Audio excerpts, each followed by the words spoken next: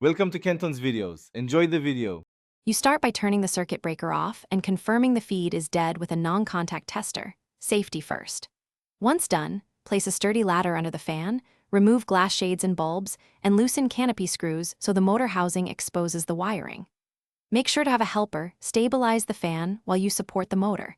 This prevents torque and falling parts. You'll need a screwdriver and socket to remove screws and disconnect wires cleanly for the next step. You now remove the blades and motor connection one piece at a time. First, unfasten the blade screws and set blades aside. Label positions if they differ to maintain balance later. Next, support the motor housing, then remove the screws securing the mounting bracket to the sealing box and slowly lower the assembly. Once lowered, untwist and remove the wire nuts, separating ground, neutral, and hot conductors so you can fully clear the fan from the box and prepare for final removal or replacement.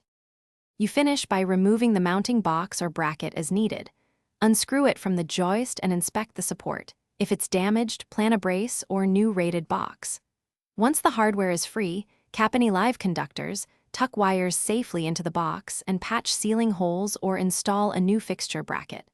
If something goes wrong, stop and retrace labels and connections, have your helper steady the work, and consider calling a licensed electrician for complex.